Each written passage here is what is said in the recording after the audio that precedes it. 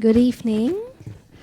Good evening, ladies and gentlemen, colleagues and friends. Welcome to ACM and welcome to our talk today, held in conjunction with the Batik Nyonyas 3 Generations of Art and Entrepreneurship special exhibition that is on now at the Peranakan Museum. Today, we are honored to have with us Dr. Seng Guo-Quan and Dr. Didi Kwartanada. Dr. Seng Guo-Quan is Assistant Professor of History at the National University of Singapore. His research focuses on Chinese societies in Southeast Asia with a special interest in ethnic relations, gender and sexuality, and modes of transactions with capitalism. He is author of Strangers in the Family, Gender, Petrolini, and the Chinese in Colonial Indonesia, just published last year. He also serves on the board of the advisors of the Asian Civilisations Museum and the Peranakan Museum. Didi Kwartanada writes extensively on the Chinese community in Indonesia. His works include Bangsawan Perempuan, Enlightened Peranakan Chinese Women from Early 20th Century Java, and From Wee Tiong Ham to Ferry Salim, the visualizations of the Chinese dandies circa 1900 to 2002. In this two-part talk today, both speakers will discuss the biographies of prominent Chinese batik workshops and traders in Pekalongan and the surrounding districts. Without further ado, I would like to invite Dr. Seng to start his talk.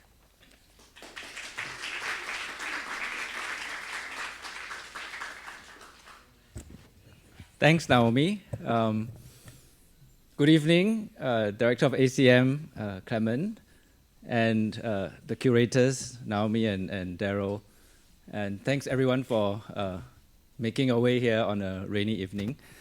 Can I begin by really congratulating the team at ACM and TPM. So if you haven't had a chance, right, please go and have a look at the Batik Nyonyas exhibition.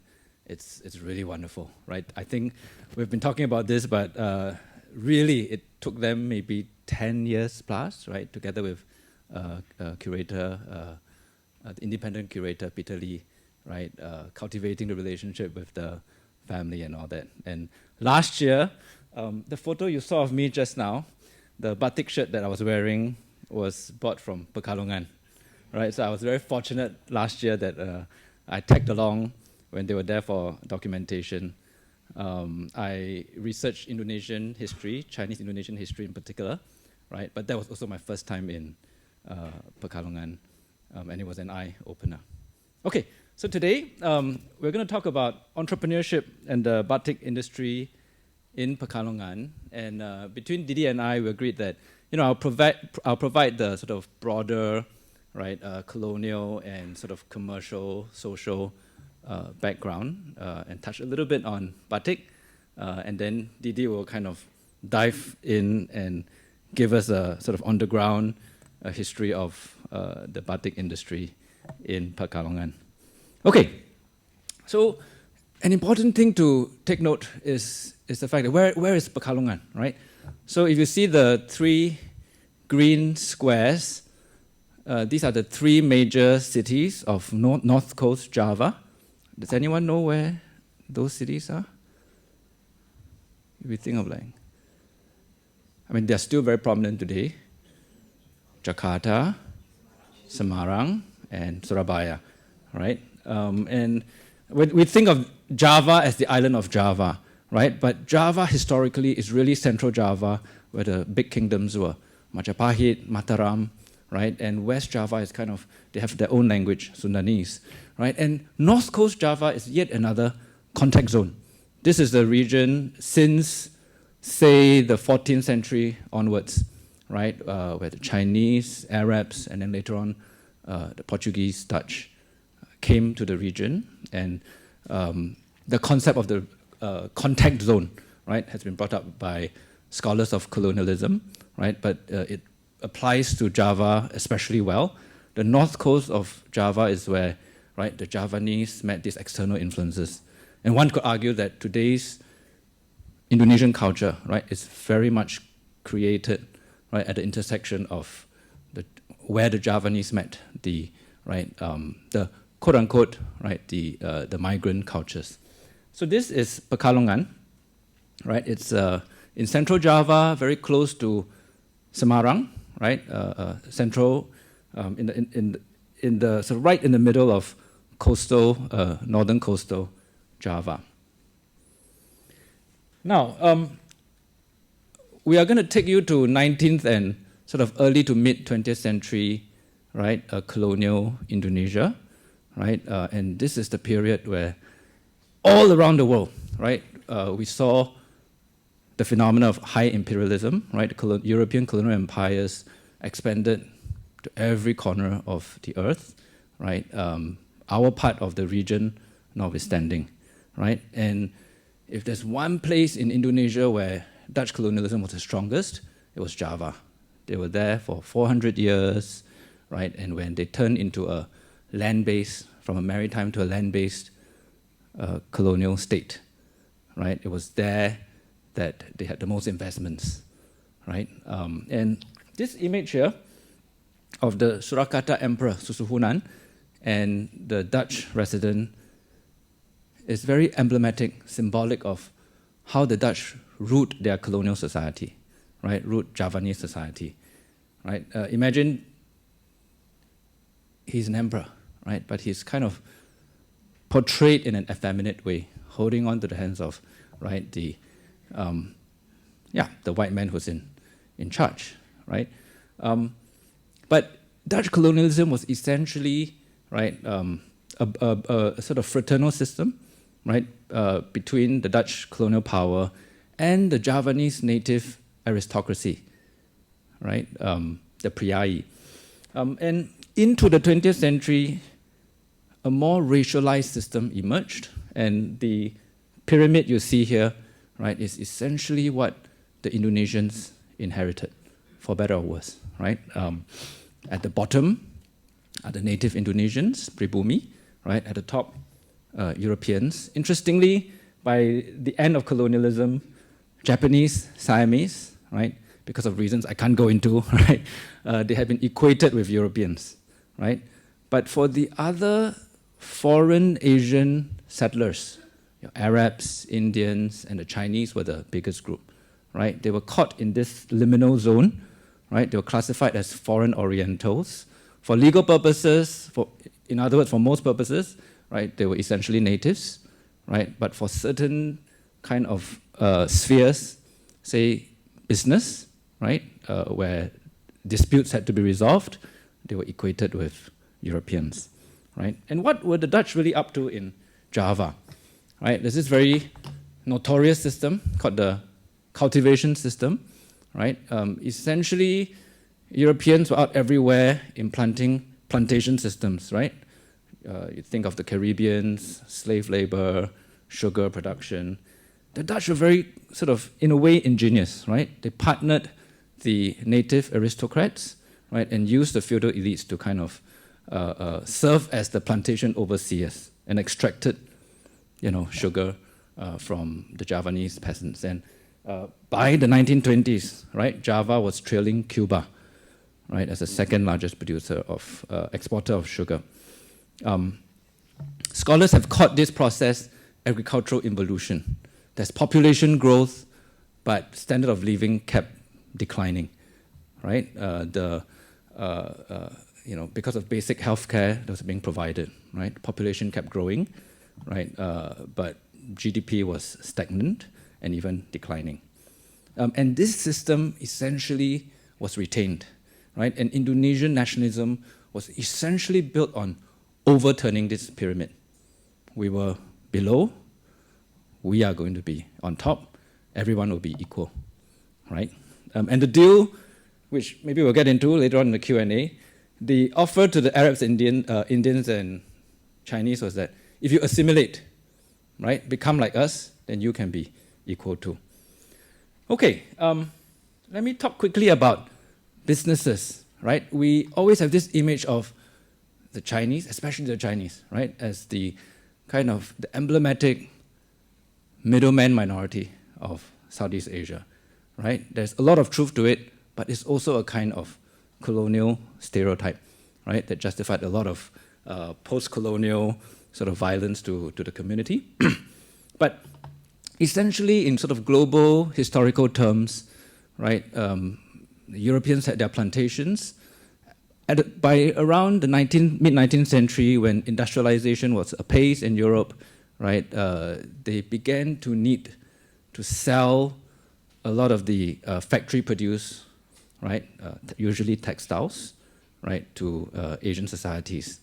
But there was no way the European importers were going to take, your 1 yard, 2 yards of cloth down to the villages, right? So everywhere, this is not just in Asia, right? In East Africa as well, right? They relied on Asian minorities, right? In East Africa, it was the Indians.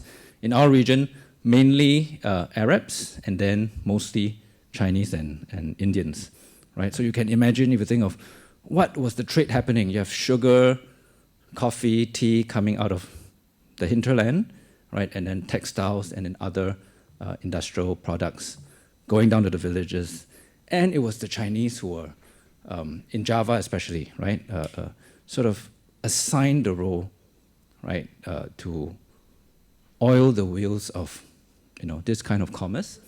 And if we really dig up the history, go to the ground of, how did the Chinese, and this has been a big question in history, right? How did the Chinese become so dominant down to the village, right?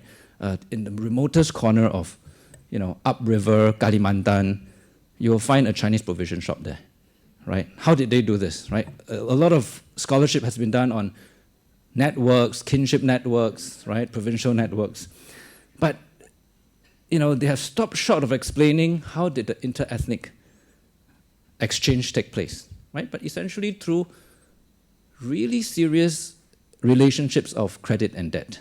That is that you can take the piece of soap, you can take 1 yard of, cotton, right? And I am willing to wait till harvest season when you collect your crops, right?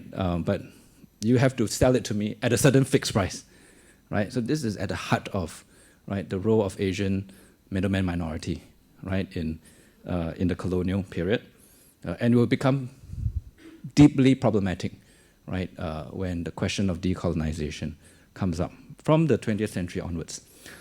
Let me quickly touch on batik, right? From the 1880s onwards, right, batik is an amazing story because the Chinese, it shows that the Chinese and the Arabs as well, right, were not just traders, right? They also moved into production.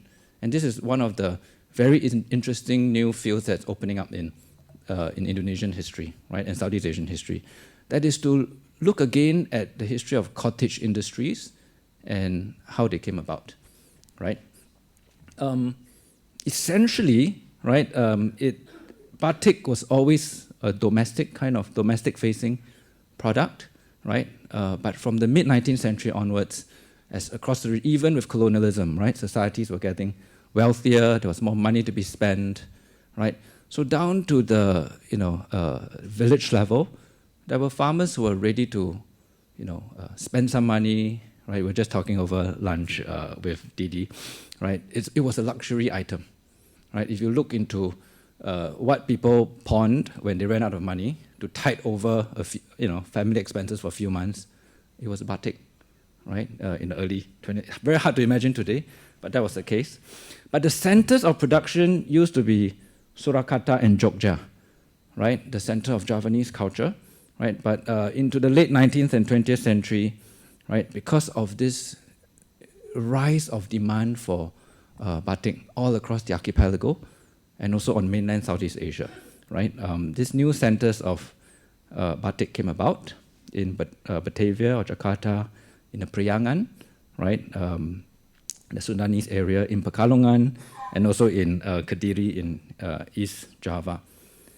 And the Chinese approach to this sort of new era of batik production is very interesting because they were able to kind of capitalize on their dominance in commerce, right? So take the case of Tanjing Gi, right? He, in the Indonesian terms, he's called a totok, meaning, right, he is a new migrant, right, as opposed to Peranakan, right? So he arrived in Java in the 1890s, right, settling in Semarang, and then moved to Jogja and Solo, right? And he eventually opened a shop in Bandung, which in the teens, 20s, and 30s was known as the Paris van Java, right? The Paris, it was the fashion kind of capital of Java, right? And people went there to shop for, right, their Western attire and also batik, right? So,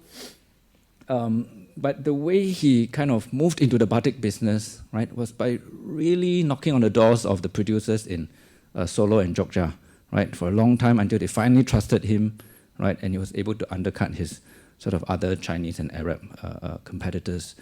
He became the richest man in Bandung around about the 1910s and 1920s. So amazing story, right? Newcomer, right? He had the drive, he had the connections, right? And he was able to corner the market. The boom in demand for market, right? This is another interesting aspect, right? It's really driven by the increase in wealth of, right, the indigenous people of Southeast Asia, right? The 1910s and 20s was when there was a boom in rubber cultivation, right? And interestingly, it didn't take the typical Western European plantation form, right? There were some plantations, right? But the interesting story is also that a lot of trees were planted, right, by smallholders, right, Malay smallholders on the east coast of Sumatra, right, on the west and southern coastal regions of Borneo, and on the peninsula of Malaya, right, and the Chinese also capitalized on, right, the regional demand. So it was really from Java that you saw traders quickly responding to this demand by setting up batik workshops, right? Oftentimes in their backyard, right? Just to show you some statistics, where were these batik going, right? In Pekalongan, if we just compare the first and the last year listed, 1919 and 1925, right? You can see just by value alone, right? It expanded by 4 times in terms of export outside of Indonesia, right? But what's also interesting, right, is that within Indonesia, there was a lot of increase in demand as well, right? 5 times in terms of value, from 300,000 guilders to almost 1.5 million guilders, right? So this explains the huge expansion of, right, batik workshops everywhere, right, in the major cities, but especially in places like Jakarta and Pekalongan. Let me just talk about this kind of expansion through one case study. This is not from Pekalongan, right, but this is also another very famous case of a Totok Chinese who settled in Batavia fairly late, 1906, right? And I mean, we always hear these rags to riches stories, right? But we have to keep in mind that it's only the very, very lucky and small minority of, right, individuals, right, who had the drive and the luck as well, right, to strike gold. And in this case, right, there were already relatives in the business, right? He came as an apprentice, rose through the ranks of the sort of network of shops, and within 7 years, right, this guy Li Tiang Cheng, right, has accumulated 6 batik workshops. What's interesting is, right, the Anshi Hokkiens, they had their connections in across the region, the Hokkien networks, but especially in Sumatra, right? They were bringing rice there and then taking rubber out, right? And he leveraged on these networks to open a shop in Palembang, right? And we think of the rubber boom in the 1920s, right? This made a lot of sense. So it's really, I think in management terms today, we call it vertical integration, right?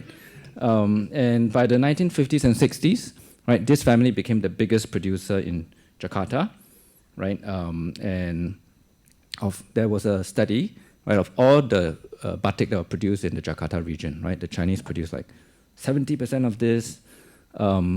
In business history, right, we also look at the development of brands, how there's fierce competition among the different, it's not as if, right, they were one group, right? Fierce competition between the different workshops. They develop brands and try to cultivate brand loyalty. So I guess in this exhibition and also a kind of new push in historical research has been to try to kind of, excavate more stories of these smaller entrepreneurs, right? We've heard so much about your Wee Tiong Hams and all that, right? The few big businesses that came out of Asian big businesses that came out of the colonial period of our history. But these smaller entrepreneurs have kind of always been stereotyped and stigmatized in histories for all kinds of reasons. One, right, there's of course a lot of truth in colonial survey. So that's a very famous, if you want to study the history of batik in Indonesia, right, this is a source you have to consult, right? A team of colonial officials went across Java, right, to study the conditions of batik production, right? And what was widely publicized was how the Chinese, especially the Chinese, exploited, right, native labor, especially female labor, charged very high interest rates, right? And during the Great Depression after 1930, right, a lot of the sort of workers suffered severely, went into unemployment, right, because they suddenly lost their jobs. And it's not only coming from the colonial side, right? In fact, from the Chinese side, mainland China, right, there were intellectuals and officials also moving into the diaspora in this period and looking at, hey, wow, we have some co-ethnic businessmen who are doing fairly well, right? But so, for instance, from this Sumatra Chinese Business Journal from 1934, the critique was, why are they so unable to unite, right, and form a sort of production or exporting force that we can use to counter Japanese, right, Japanese industrial power, right? And the truth is that, right, these were just small-scale businesses, right, and they were trying their best to make some money, right, in a colonial system that was not built for them, right? And the Chinese ran their businesses outside of a more formal colonial economy that was really built for the big businesses, right, from Europe. So this is what I'm trying to do, right? And it's so nice to know that, right, my research interests aligned with ACM's exhibitions. I was very glad to be included. Didi and I, we've written an essay for the exhibition catalog. If you're interested in the rest of the story, we have to tell, go and get a copy. Okay, so that's all from me. Thanks. On that note, I'll pass the baton to Didi, who will take us now into Pekalongan, right, to look at some of these the stories of the entrepreneurs. Didi.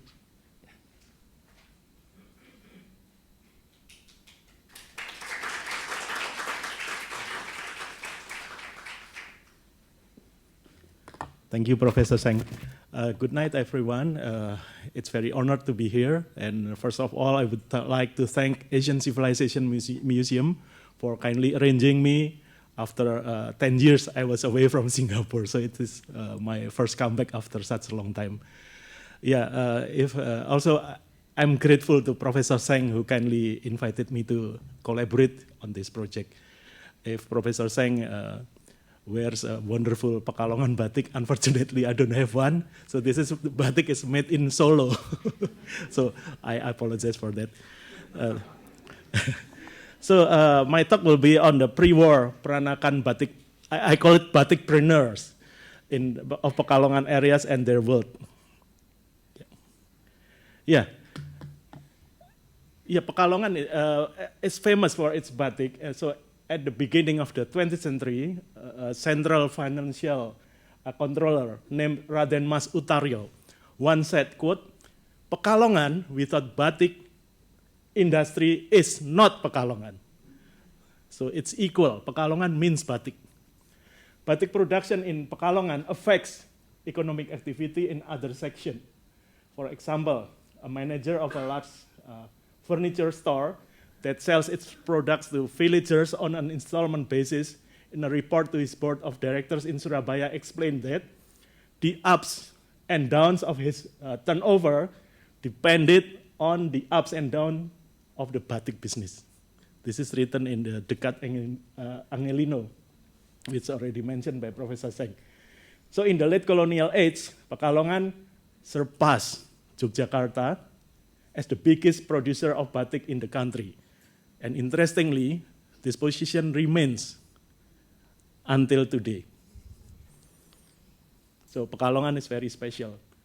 So why is Pekalongan batik so popular? According to some sources, batik has been traded in Pekalongan since 1840s or even earlier. The original motif of Pekalongan batik actually has similarities with the motifs of Surakarta and Yogyakarta. The influx of foreign cultural influences has enriched the motifs and color schemes of the Pekalongan batik. The influence of Chinese, Indian, Arabic, Dutch, and even Japanese cultures is clearly quite large in the formation of design and color schemes of Pekalongan batik. So this is like a new, something hybrid, yeah? So becoming a new product. Various product innovations in decorative motifs, coloring techniques, and the use of materials have resulted in Pekalongan batik have decorative motifs and color schemes that are constantly changing, dynamic, and follow market developments. The decorative motifs of Pekalongan batik are an integration of different cultures because it appreciates the desires of consumers, both local and international. So it's very flexible. The combination of all the local and foreign cultural elements and the flexibility of the entrepreneurs in following the taste of consumers makes Pekalongan batik different in style from the classic batik motifs of the Javanese courts. I mean, Yogyakarta and Surakarta. It's very different. So before continue my conversation, I must take note that the so-called quote-unquote Pekalongan areas, it's different with what does it mean nowadays. During pre-war period, the so-called Pekalongan area covered very wide area.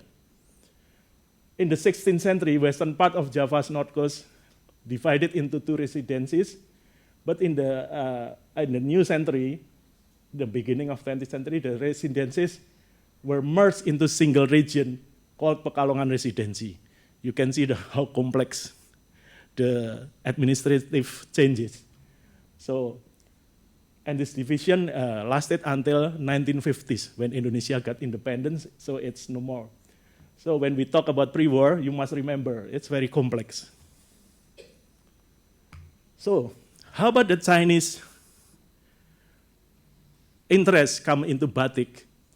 So, according to some source, noticing the progress of Dutch batik or batik Belanda, which was rapidly gaining popularity among the Eurasian community as well as their own people, at the end of 19th century, the batik China entrepreneurs immediately set about producing Chinese batik with designs, colors, and styles that were in tune with Dutch batik.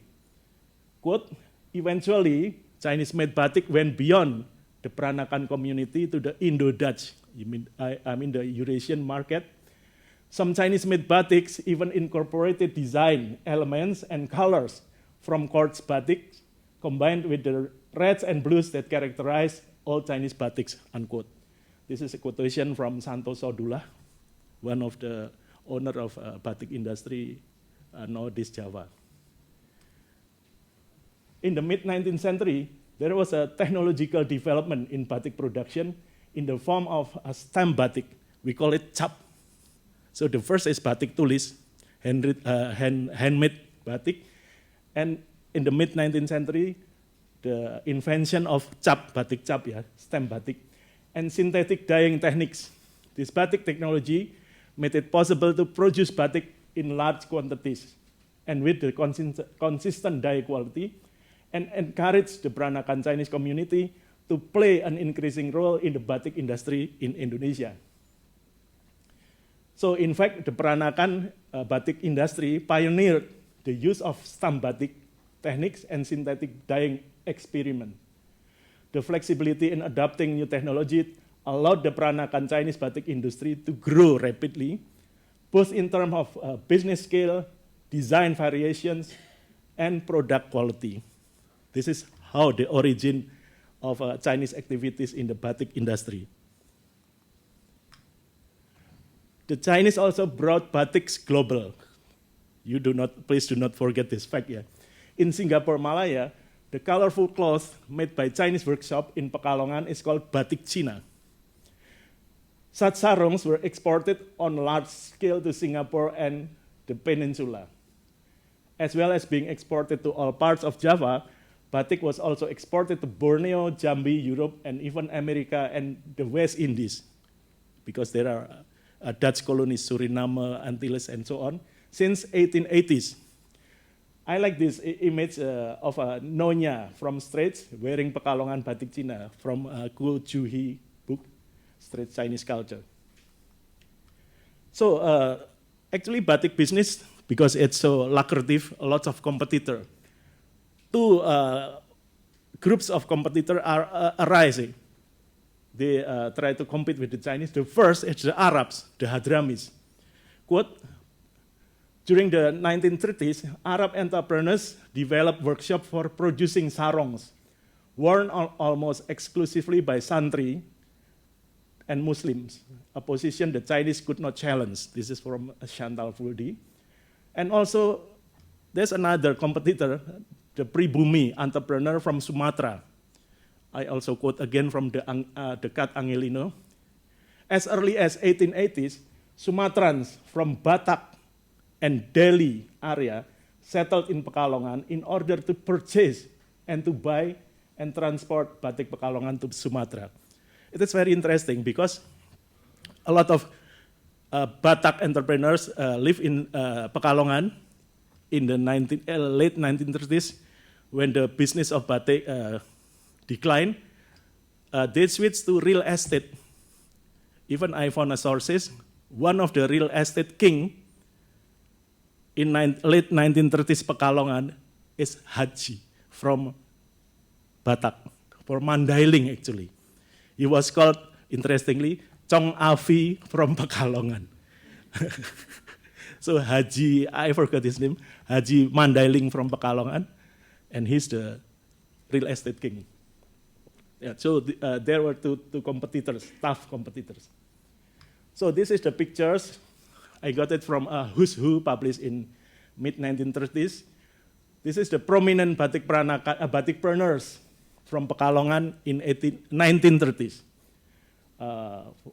At the right side, Ko Pek Leong. We will discuss in detail about this person, this gentleman. And from this Who's Who, only one lady was included in the book. And from Batang also famous for its batik industry. Ko Pek Sui. Ko Pek Sui is the elder brother of Ko Pek Leong. And the third is Kedung Wuni. Kedung Wuni recently is very global, famous globally because Ui Suchun lives in Kedung Wuni. Even the family Wijayanti, as the latest one, still live in Kedung Wuni. So, questions. We already knew that Pekalongan batik is commodity in high demand, blah, blah, blah. However, we do not know much about the details of business relationship between batik sellers and consumers, intermediaries, and resellers. So what business methods are used to reach a win-win solution between the two parties? How are business negotiations conducted? What are the popular and demanded batik styles? What are the obstacles that make this batik business fluctuate? And what solutions are taken? And what language medium is being used, and so on. A lot of questions still not answered yet. And some of these questions were answered in the business archive of Ko Pek Leong. The picture, and I will talk about Ko Pek Leong. This is the Ko Pek Leong. recently discovered business correspondence by Ko Pekalongan, and it's lucky that I can find more information about his biography, his background. He was born in 1896 at Batang. He enjoyed a good education, attended Chinese elementary and junior high school. It's interesting. Batik is not his first profession, but he was active in the tobacco industry before he shifted into batik in 1925. It means that, and also with other prominent batikpreneurs, they do not start their business career from batik. They shifted. It's very interesting phenomena. What does it mean? It means that batik in 1930s already became a lucrative business, so luring people to also join the enterprise. The name of Ko Pekalongan's store is Pekalongan. So further research on Ko Pekalongan opened that he actually was a part of cabang atas. Are you familiar with this term? Cabang atas is elite Chinese, those related with Chinese officers who have a high socio-economic position. Ko Pekalongan was one of the children of Kapitan Cina from Batang. This is the picture of Ko Tiong Hao from his second wife, because he has several wives, and Ko Pekalongan is the children from the second wife. Ko half-brother, their ages differ a lot. Ko Pekalongan continued their father's career until reached a position of honorary major until his death in 1931. Ko Pekalongan's elder brother from the same mother, Ko Peksui, is recorded as having batik workshop in Batang. He opened in 1922. This is samples of Ko Pekalongan business correspondence. On the left is in Malay, in the middle is in Dutch, and on the right is in Chinese. Very difficult Chinese to read, but Professor Seng kindly translated for me. So what did the archives tell us? First, Ko Pekalongan sells high-quality batiks, which is not cheap. So means this business require a lot of capital, big capital. Many resellers ask for samples to be sent to them in advance and charge a seller for shipping. It's not cheap, you know. Sometimes they ask for samples of fabrics that are not cheap. For example, a letter from Bangkok, 1935. Ask for a sample of 1 kodi, 20 pieces of good quality fabric for 40 guilders. I checked the statistic. A comparative price of 100 kilogram of first-class rice in the same year was cost 78 guilder. So it means the fine cloth, 1 kodi, 20 pieces, equivalent to the price of about 500 kilograms of first-class rice. How many kampong people can be fed with a half ton of rice? In addition, the transaction method is consignment, where the goods are sent first, and only when they are sold is the money sent to the seller. So the capital is held for a long time and not immediately recouped.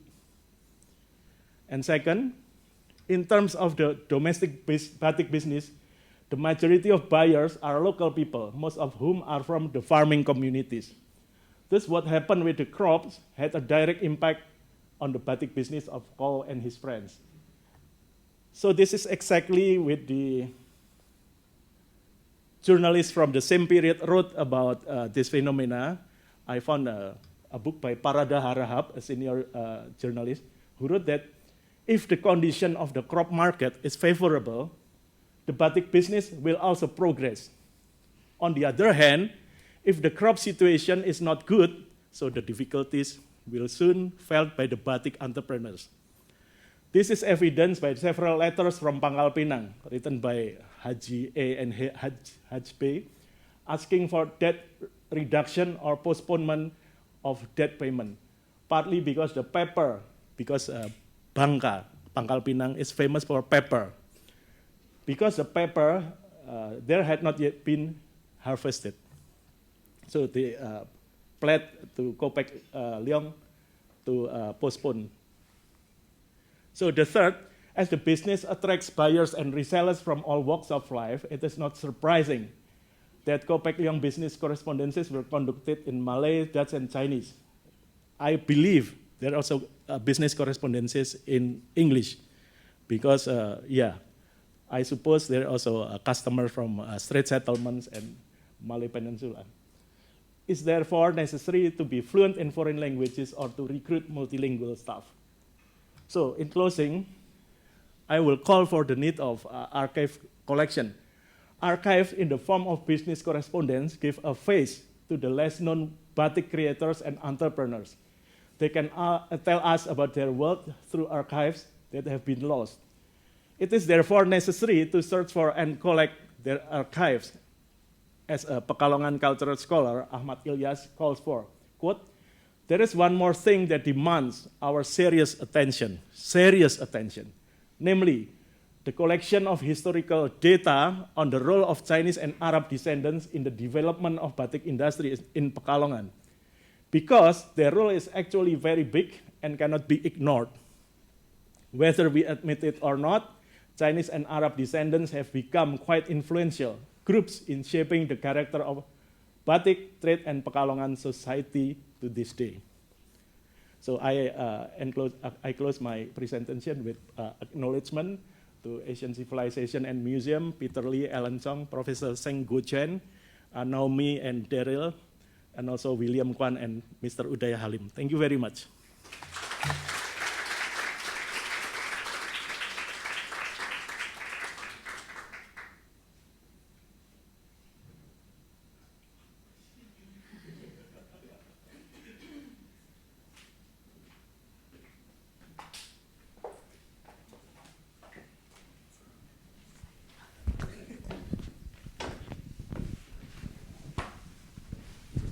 Hello.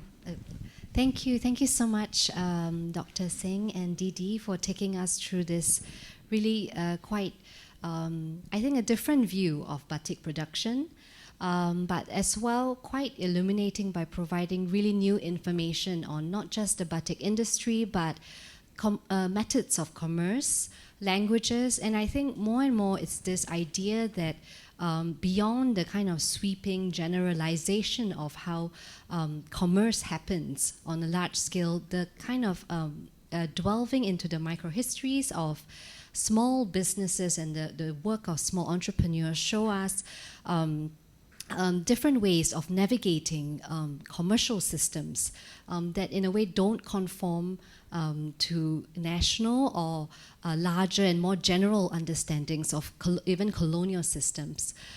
So I thought perhaps to just get the ball rolling, I could pose a question to both Didi and Guo-Quan.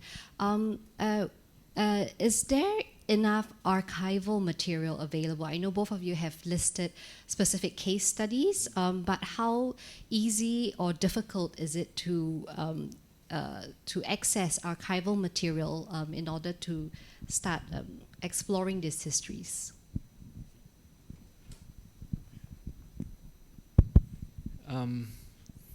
It's very hard, right? It's because the National Archives collect documents from the state, official papers, right? There are the big businesses, the Ui Tiong Ham papers actually are in Leiden. Not a lot, right? But because they are very formal, it's almost they almost had a bureaucratic managerial system, right? But small businesses, they don't have a tradition of keeping papers. Didi will tell you more about where to find them because he's a collector. But I will also say one other way I've tried to get around this problem is to look at legal sources. Yeah. So the legal archives are fairly well kept. You know, there are law reports and all that. And sometimes it's when disputes happen, and then people have to kind of account for what happened to the judges, to the law courts, that you catch some glimpses, right? But it's never as good as, right, some of the sources that Didi have used, right, to work on this history. Yeah, Didi. Yeah, yeah. Thank you. I think for a researcher, you not only depend on your ability to find sources, but also depends on your luck. I'm serious, because the materials, the archives I found is on sale on Facebook. Because Facebook now becoming one of the biggest market for archival. I'm serious. You can buy photograph, documents, and the problem is a lot of people are interested. Come first, you win. Yeah, so it was very lucky. I mean, actually, some of the documents I use for not already bought by other people. A seller, actually, maybe he wants to resell something, but luckily I know him personally. So I just messaged him and I said, why don't you sell it to me? Yeah. So yeah, luck. Luck is very important. Yeah, and perseverance, because you have to check Facebook, because sometimes the seller posted at 1 a.m. when people are sleeping, suddenly posted what's it? Very rare document at 1 a.m. Maybe only few people notice it. So it's really depend on your luck and your perseverance. Thank you. And being nocturnal. Yeah. So wondering if there are any questions in the audience. Please feel free to post them to Dr. Seng and Didi.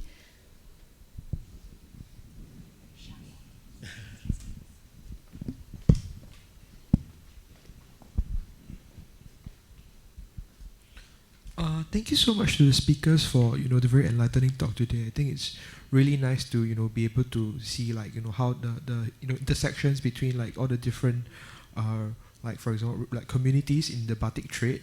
I think this question goes out to Mr. Didi. Can I ask, how, as a researcher, how would you verify the authenticity of your for example the research materials that you find on Facebook, or even for example people who resell old batik? How do you tell if they are authentic? For example, if I see material like this on Facebook, how do I know that it's real and not a reproduction, or for example something that they just make by themselves?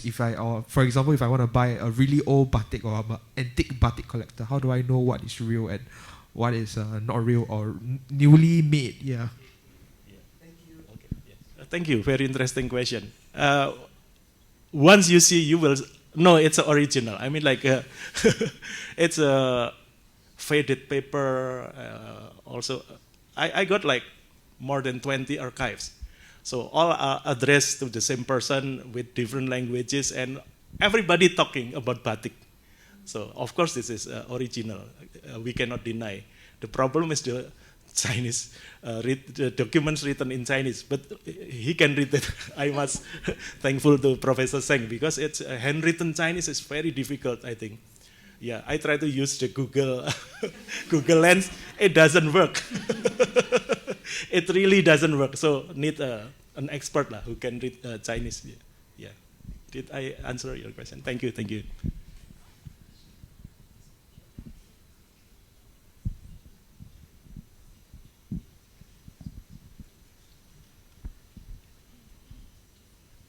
Good evening to all speakers and to speakers and hosts. My Can question. you speak louder, please? We cannot hear you. Okay. Good evening. My question would be, what are the challenges faced by the Pekalongan batik makers post-war? Yeah. Thank you. A little bit. So in the post-war period, it was, Indonesia was a socialist country, right? So it was a little bit tougher for private entrepreneurs to compete with the state was supporting cooperatives, right? So to get the cambric, the cotton textiles you needed, right? It was bought through the unionized kind of cooperatives. I don't know about Pekalongan so well, right? I've been studying Jakarta a little bit more. The interesting thing with Indonesia is there's always a black market, right? So in Jakarta, the private Chinese entrepreneurs, it was difficult, right? So there's a lot of up and down. But the ones who did well continued to thrive into the 50s and 60s, yeah. But it was a lot tougher when you had to compete with the cooperatives, yeah. Yeah. May I add something? But my answer is a bit move backward. First, we must understand that Pekalongan has a long history of anti-Chinese violence also, yeah. Wijayanti, Uisuchun's granddaughter, mentioned in her memoir that Uisuchun factory was looted twice during the arrival of Japanese military and during the Indonesian revolutionary period, 1942 and 1947. Yeah, Wijayanti mentioned a lot that, like left nothing, the looters left nothing except like some cooking utensils or something. And also, at the end of Dutch colonialism, Indonesian nationalists have a sense that they have to strengthen economy, so they founded cooperatives. So I found an interesting Dutch official publication published in London or Melbourne, I forget, 1942, written by Peter Sitson. It mentioned that in 1942, the Chinese business Batik enterprises in Yogyakarta, Solo, and even Pekalongan was overtaken by Indonesian native entrepreneur. This is very interesting source. Yeah, and it's related to some other places as well. Yeah. So after the Indonesia got independence, the economic policy, like also, of course, like independent Indonesia, Professor Seng already mentioned the pyramid, European, foreign Orientals, and the natives. So after Indonesia got independence, it turned around. So Indonesian on the top, something, and there's a movement to make dari ekonomi kolonial to ekonomi nasional, from colonial economy to national economic policy. So the movement for cooperatives is getting stronger because supported by Indonesian government. Maybe Professor Seng still remember I sent you photographs of business address book in 1950. Pekalongan is one of the places where the Batik cooperative was quite solid. Yeah, there's a membership of one certain Batik cooperative in Pekalongan, maybe around 1952. Yeah, this is the book from 1952 published. Maybe hundreds of members, but Arabs and natives, no Chinese. So it means like they unite against the Chinese entrepreneurs. Yeah, maybe I hope I can answer your question. Thank you.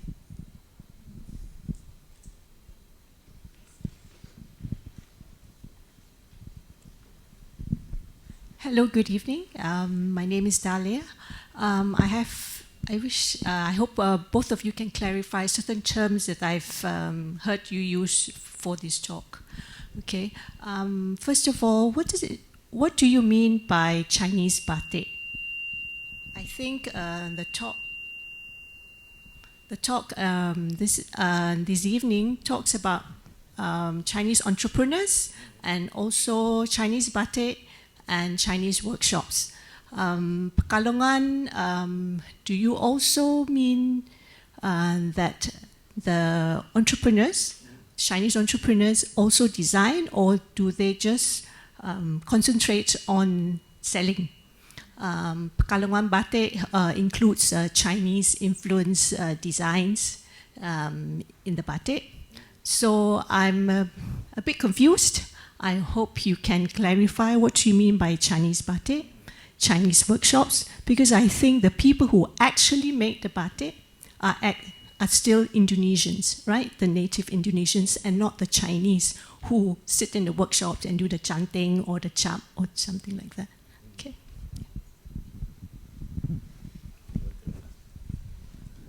I will take a step, and then Didi, you can complement whatever I kind of miss out. I will highly recommend Peter Lee's essay in the exhibition catalog, right? Because he kind of challenges a lot of the typical assumptions we make about, who owns what, and this batik design motif belongs to this Jogja, belongs to Solo and all that. But yeah, you are right that Didi mentioned Batik Cina, so maybe later you can kind of explain a little bit about that. But my take is, yes, there were some styles that were Chinese styles that were introduced, right? But by the late 19th and early 20th century, it became such a competitive market that a lot of decisions were made based on profitability, right? And it's to be able to survive alone, right, in a cutthroat competition was something, right? So the question of the style question is not so important anymore. Then of course when we dive into when we turn to like business history, right? You're right that the batik industry itself relies on seasonal agricultural labor. So it's when they don't have to harvest, then, right, the Chinese, Arabs, and native entrepreneurs recruit Indonesian, usually women, pembatik to do the chanting, the tulis, men to do the chap and all that. Yeah. So the labor is always mostly, right, Indonesian. But in terms of the design and the marketing decisions, right, then those, if we analyze it by class, right, it tends to be Chinese, Arabs, as you were saying just now, right? There were also Batak and yeah. Thank you for interesting question. I use the term as quite loosely because in the book by Ko Chui, he used the term Batik Cina. In terms of who designed, actually the Chinese herself. Have you watched the exhibition Nyonya Batik? I suppose, yeah, you please go to Peranakan Museum and enjoy. Because it's a wonder exhibition, and it's clarify what your question is. Like if we read the memoir of Wijayanti from Wisuchun family, it's clear that the designer was her grandfather or her father. Because like, of course, the natives do not understand what is the phoenix is. Yeah, this is Chinese elements that only, I don't mean to be racist, only Chinese knows about this kind of symbols of this animal. So of course the designer, but they need the person who technically work on this, finishing the final product. Yeah, I think, I recommend you to go and see the Peranakan Nyonya batik exhibition. Thank you, Didi. Yeah, welcome. Yeah, and I think generally the way batik workshops own, regardless of the race or cultural background of batik workshops owners, it's universal. The designing of the process, the drawing of the patterns are normally done by the entrepreneurs or the batik makers themselves. And in the case of small entrepreneurs like the ones that were discussed, a very small team would be assembled of artisans, and everyone had a different job. As Dr. Seng mentioned, men usually were in charge of stamping and dyeing. And washing away of the wax, the more laborious processes, and women were relied on to do kind of the fine hand-drawn work. So this is something that is a universal batik making process, and in this case, it's also to put a spotlight on kind of Chinese-owned batik workshops in Pekalongan. So I think we have time for just a bit over time, just for one more question. If not, we will end the session for today.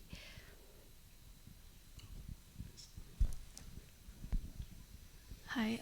Thank you for the lecture, Dr. Seng and Mr. Didi.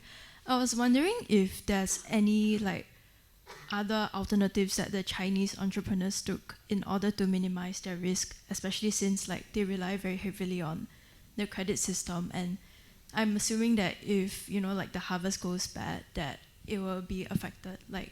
Many people will be affected, and many people will probably not be able to meet their end or to pay for their batik. So in those instances, especially since it's a small business, how do entrepreneurs ensure that they wouldn't make a loss in the long run? Or at least especially since it's such a it requires a lot of capital to continue running the industry.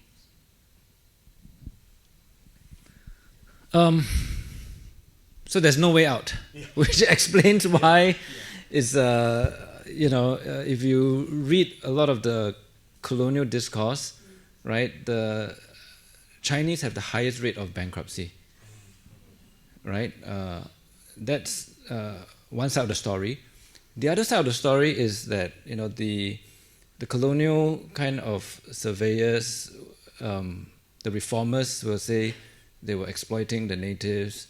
So when the colonial government entered the fray to introduce what today we call microfinance, right? Small loans to farmers, right? They found that in the end, the Indonesian farmers don't go back to them, right? Because it's very law by law, what we say in Singapore, right? Law by law. If you don't, you can borrow money, but if you don't pay back by 3 weeks, then the colonial government will charge you. You have to go to court, right? But when they do business among the Asians, right, the Chinese can wait, right? And as your case study showed just now, right, it can be months, right? But it becomes, sometimes we call it feudal relations, right? You owe the person a favor, but then it's more flexible, yeah. But it's, from today's perspective, it's not modern, right? It's feudal, right? But that's what makes history interesting, right? So I don't know if this helps. I'm not an economic historian by any means, but from the little that we have observed, the interesting thing is about it concerns the diversification of businesses. So from the little that we've learned from doing this show, the idea that a batik entrepreneur also had very many completely unrelated businesses is a common thread, not just amongst the batik makers that we featured, but amongst their peers. So one could be a very accomplished batik maker, but also in the case of a batik maker named Lim Boon Huat from Pekalongan, he's of the same generation as Nyonya Wee Kok Sing. He also owned a store selling musical instruments. He had a bibliothèque. He had a printing press. He sold herbal medicine. So, these are completely unrelated businesses, but if you diversify your business, you'd also diversify your risk. So, but it also kind of puts a spotlight on how batik isn't just totally lucrative, but it's also so volatile. As explained by Dr. Seng and Didi, is a complete correlation with farming, with rubber crops, and so it was a completely volatile world, and so you had to do then different businesses at the same time. So with that, we'll just end our evening. Sorry, we are 10 minutes after 8, but thank you so much for all your participation and your interest.